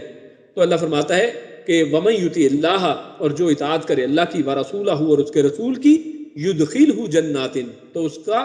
فائدہ کیا ہوگا؟ يُدْخِلْهُ وہ داخل کرے گا، اس شخص کو، جناتن جنتوں کے اندر، باغات کے اندر، تجری بہتی ہیں، من تحتہا من سے، تحتی نیچے، ہا اس کے، یعنی ان جنتوں کے نیچے بہتی ہیں الانہار نہریں، خالدین فیہا، خالدین وہ ہمیشہ رہنے والے ہیں، خالد خلد یعنی ہمیشہ، ہمیشگی جس کے اندر کوئی لمٹ نہ ہو، فیہا اس کے اندر، یعنی ان جنتوں میں ہمیشہ رہنے والے ہیں، وَذَلِكَ الْفَوْزُ الْعَظِيمُ، اور ذالکا یہ، الفوز کامیابی ہے، العظیم بہت بڑی۔ اور اب اس کا اپوزٹ، وَمَن يَعْصِ اللَّهَ، اور من جو یعص اللہ، اللہ کی نافرمانی کرے، یعصی یعنی یہاں پر نافرمانی، گناہ کی بات، یعنی جو اللہ کے حکم کو، جو اللہ نے حدود مقرر کی ہیں ان کو ماننے کی بجائے اللہ کی اطاعت، جو اللہ نے اوپر کی آیت میں فرمایا اس کی بجائے نافرمانی کرتا ہے، اطاعت نہیں کرتا ہے، وَرَسُولَهُ اور اس کے رسول کی اطاعت نہیں کرتا ہے، ان کی نافرمانی کرتا ہے، ان کے حکم کو نہیں مانتا ہے، وَيَتَعَدَّى اور وہ تجاوز کرتا ہے، اس سے آگے بڑھتا ہے، یعنی حدود کے مقابلے میں یہ دیکھیے لفظ آیا ہے، یعنی وہاں پر لائن لگائی گئی تھی، حد مقرر کی گئی تھی، اور یہاں پر کہا گیا ہے کہ وَيَتَعَدَّى حُدُودَهُ اور اس کی حد سے، حدود سے، حد کی جمع حدود، جتنی بھی حدیں اس نے بیان کی ہیں، اور وہ ان سے آگے نکلنے کی کوشش کرتا ہے، ان کو پھلانگنے کی کوشش کرتا ہے، تو اللہ کیا کہے گا، یدخلہ وہ داخل کرے گا اسے، نارن ایک آگ کے اندر، اور نارن مؤنث لا کے یعنی اس کی عظمت، اس کی بڑائی کے، بہت بڑی آگ میں داخل کرے گا، خالدن وہ اس کے اندر ہمیشہ رہیں گے، فیہا ہمیشہ رہے گا، فیہا اس آگ کے اندر، وَلَہُ اور لہو اس کے لیے ہے، یعنی وہاں پر صرف رہنا نہیں ہے، اس آگ صرف آگ بذات خود ایک صرف چیز نہیں ہے، بلکہ اس کے اندر سزائیں ہیں، وَلَہُ اور اس کے لیے عذاب ہے، سزائیں ہیں، مہین رسوا کرنے والا عذاب بھی وہاں پر ہے۔ تو یہ بڑی واضح آیت ہمارے سامنے آ گئی، اللہ تعالیٰ نے پیچھے 2 آیات کے اندر وراثت کو جو بیان کیا ہے، اللہ رب العزت نے ان کو حدود اللہ قرار دیا ہے، اور اس حکم کی اطاعت پر جنت اور فوز عظیم، بڑی کامیابی، عظیم کامیابی اس کو قرار دیا ہے، اور نافرمانی کرنے والے اور حدود اللہ کی پامالی کرنے والے، اس کی صورت میں اللہ نے فرمایا کہ ان کو ہمیشہ جہنم کے اندر رہنا پڑے گا، اور اس کے اندر ان کے لیے عذاب ہے، اور وہ عذاب بھی ایسا جو رسوا کر دینے والا ہے۔ اللہ رب العزت نے یہ خوشخبری ان کو سنائی ہے۔ افسوس کہ بڑے بڑے لوگ جو ظاہراً متقی پرہیزگار وہ لوگ دکھائی دیتے ہیں، لیکن بہنوں کو ان کا حصہ نہیں دیتے ہیں۔ اکثر لوگ کوشش کرتے ہیں کہ جائیداد اور وہ کوشش کرتے ہیں کہ جائیداد صرف بیٹوں کو دے دیں اور بیٹیوں کو اسے محروم کر دیں، اور ہمارے ملک میں تو بعض اوقات یہ سمجھا جاتا ہے کہ بیٹی کو جہیز دے دیا تو اب اس کا جائیداد میں کوئی حصہ نہیں ہے۔ بھائیو، آپ کو کس نے کہا ہے کہ اس کو جہیز دیں؟ جہیز تو ایک بالکل نئی چیز ہے، اسلام میں اس کا کوئی ثبوت نہیں ہے، بلکہ اس کو منع کیا گیا ہے۔ تو جہیز کی لعنت سے بچتے ہوئے اب ان کا اصل حق جو اللہ نے مقرر کیا ہے، اللہ نے جو حد مقرر کی ہے اس کے اوپر عمل کرنا چاہیے۔ لیکن کیا ہوتا ہے، ایک حرام کام کو کیا جاتا ہے جس سے اللہ نے فرمایا وَمَن يَعْصِ اللَّهَ، یعنی اللہ کی نافرمانی کرتے ہوئے ایک حرام کام کیا جاتا ہے، اور اس کے مقابلے میں اللہ کی فرمانبرداری نہیں کی جاتی ہے، اور ان یعنی وراثت کے احکامات کے اوپر عمل نہیں کیا جاتا ہے، اور بیٹیوں کو محروم کر دیا جاتا ہے۔ اسی طرح اگر کوئی وارث کمزور ہو تو اسے بھی وراثت سے حصہ نہیں دیتے ہیں کہ جناب کون اب بیچارہ مقدمہ لڑے گا، سب بھائی، بڑے بھائیوں نے یا لوگوں نے، یا جیسے حدیث میں آیا کہ کسی چچا نے اس کے اوپر قبضہ کر لیا، تو اگر کوئی لوگ قبضہ کر لیتے ہیں، بیچارے کمزور، اس کے اوپر کچھ بھی نہیں کر پاتے ہیں، ان سب کو اللہ تعالیٰ کے سامنے پیش ہونا ہے، اور اس کے رسوا کن عذاب اور ہمیشہ کی آگ سے ڈرنا چاہیے ایسے لوگوں کو۔ اور اللہ رب العزت سے دعا ہے کہ اللہ رب العزت ہمارا بیٹھنا، پڑھنا، پڑھانا، سننا، سمجھنا سب کو قبول فرمائے، اور اللہ رب العزت ہمیں نیک عمل اور اچھی سمجھ کی توفیق عطا فرمائے۔ السلام علیکم ورحمۃ اللہ وبرکاتہ۔